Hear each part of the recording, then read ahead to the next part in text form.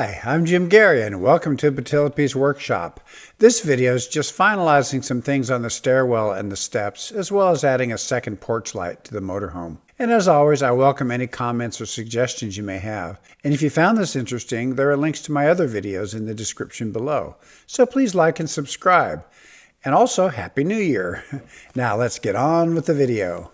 So this is the stairwell, and this is that stair that has the secret compartment underneath it, and I put in a strut here to hold it up. So for the sides of the stairwell, I took these measurements and I'm gonna, there's one for the left, one for the right. They're a little bit different, but I'm gonna make one of them first and see how it works. So I'm gonna transpose all these onto this piece of 5mm plywood.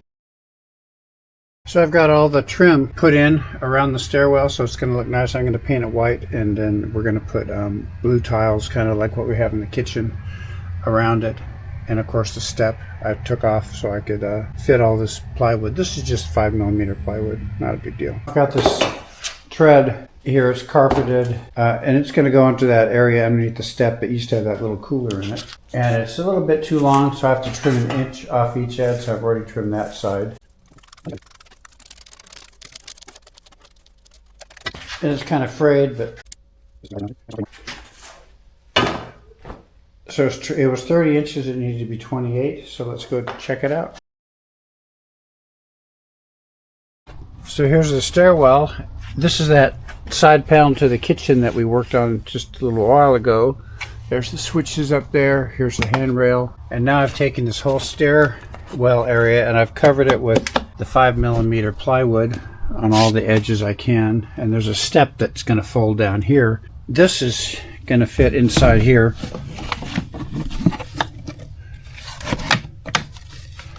Perfect. So we'll probably keep dirty shoes or something in there, I guess. And I've got a mat that's going to go here, so it's coming along.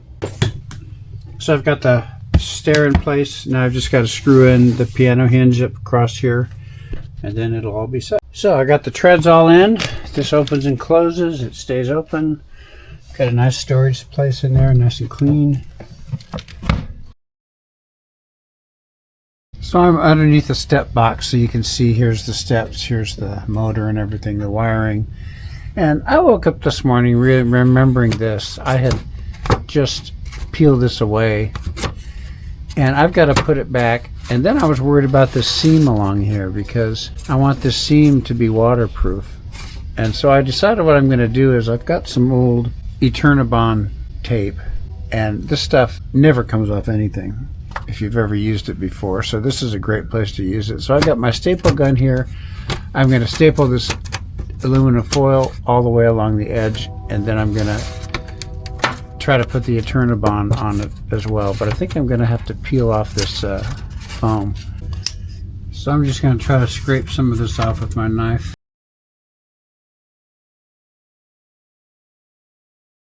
I really just don't want water seeping in there, because obviously that would have been a problem before, even with what they had done here. So I've got 1/2-inch staples here. I hope I can fit this close enough to staple.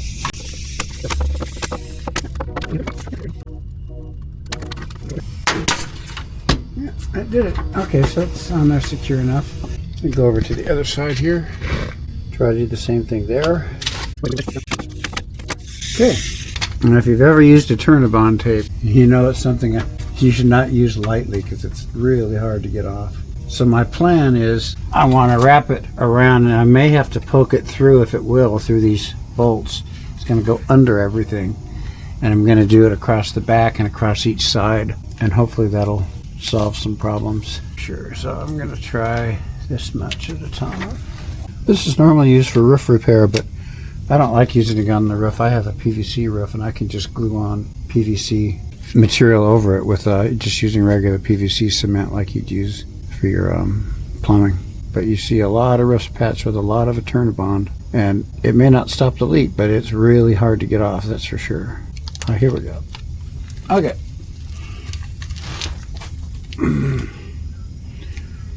So I'm going to put it right up to the bolts, I guess. I hope I have enough to do the whole thing.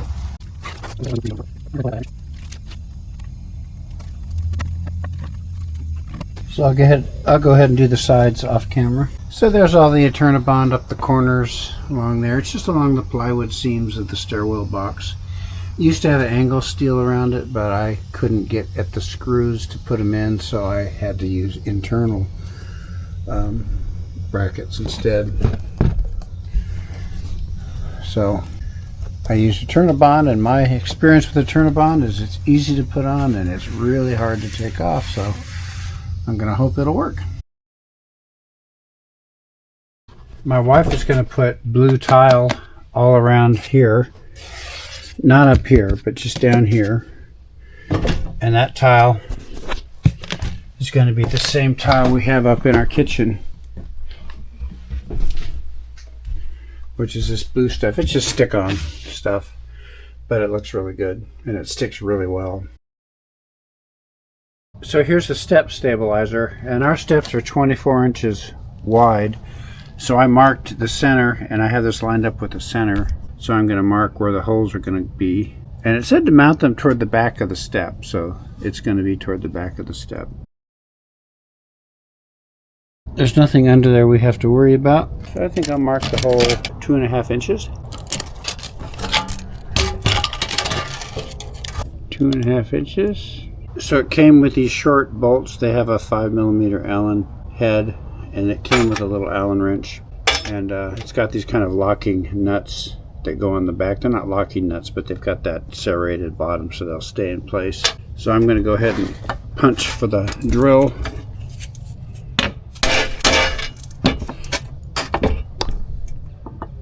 The other side as well.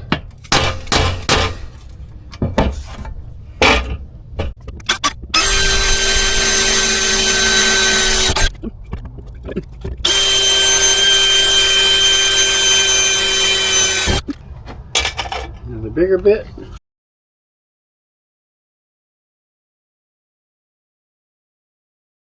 So here's the underside of the steps. I've got the bolts in. They gave you an extra bolt too. I have no idea why. I guess in case you lost one. See that hand tight till I get the other side on. I'm going to pull it all the way to the back. So I'm just holding it with the socket. Turn it with the Allen key. It's easier. Okay. And now I can just extend it to the cement.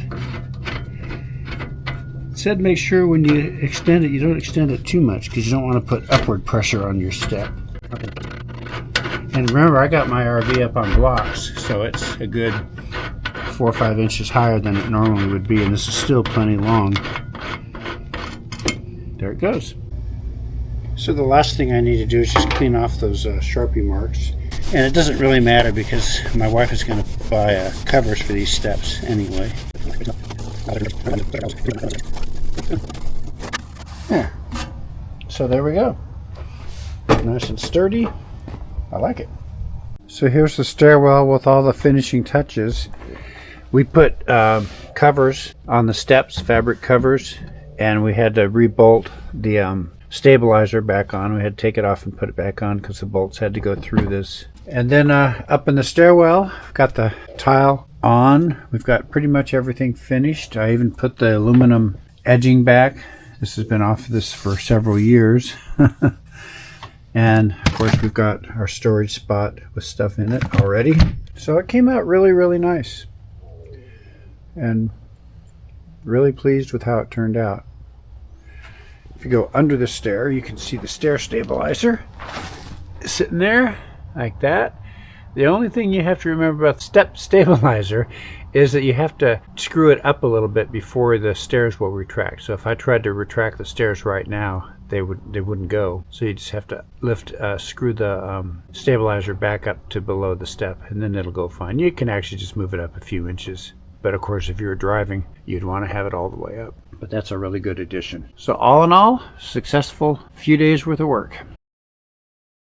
So we have a porch light right where we'd expect one. And our awning, when we get it back up, will be over this whole area. So I'm going to put a second porch light over about here, at the same height as the other one. And I've already put in the wires for it inside. So here's the wires inside, and I want it to be right through here. And this is going to be covered up. This area here is going to be covered up by a stainless steel cover. I've worked on it a little bit already. What I want to do is get the same height above the counter for the hole for this light as we have for the other light. Surprisingly, 25 inches above the counter, which is what it is only here.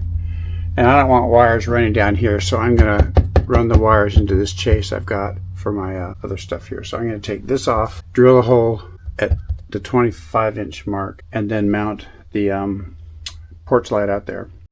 So I got that front part of the chase off, and look at all the wires in here. These are all the wires for the controls, you know, like the tanks and the battery and the fresh water. And it's all labeled. I know what everything is. I spent weeks wiring this up a few years ago. So 25 inches is going to be right here. So that's where I want to drill my hole. And I've got the wires up in here, and I think if I free them from this one connector here that's holding everything in, I can make it long enough that it'll affect it. I think it actually comes out of here in the first place. So might be able to just cut it. Anyway, I'll get that figured out and I'll come back. I picked this light fixture because it has an independent off and on switch. So it'll be controlled by the same switch that controls the other porch light. But if I decide I don't want this one on, I can just turn it off and then the switch won't affect it. And my plan is to run these wires in the hole, seal the hole with silicone, and then put a bead of silicone around here. And silicone's the right thing to use because it's going up against fiberglass out there. So there's the hole right there. So I'm going to clean the area so the silicone will stick. It's usually fantastic. We haven't washed this thing in a while, but it'll come pretty clean. So the next thing I want to do is make sure the wires go through it easily. I got a level also. I checked the other light. The other light is level. And I got that hole about in the middle, so I'm going to try to put centered over this hole up here. I found these really small tubes of silicone. They're kind of nice because you don't waste so much, and they got good screw caps. So I think they're 2 ounces each or something, but it's clear silicone, so that's what I'm going to be using.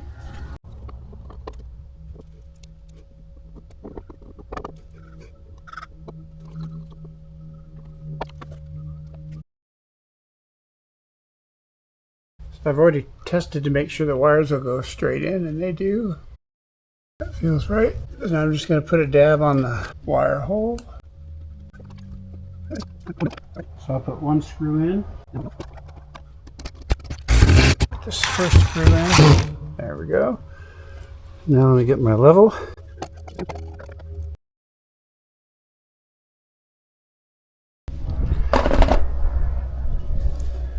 So I'm going to put a little extra silicone around it.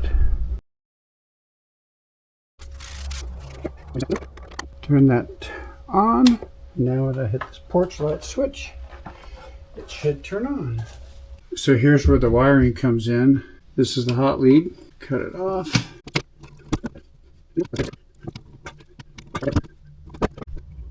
Okay, just need 2 Wagos. I love Wagos because you can just redo your wiring anytime you need to. It's hard to go back. Okay, so now, assuming it's turned on, let's go out and see if it's on. And there it is. Got a color mismatch. One's yellow, one's white, but I'll have to change that old one out, I think, to make it match the new one. And if I want to not have this on, I can just switch it off here. And now only that one will go on with the switch.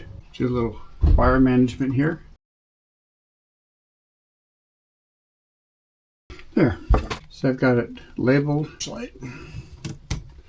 Okay, now I can fish this back in.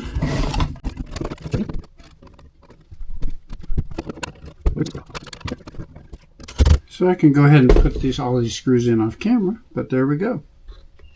When we first got the RV, the original one of these was actually over here.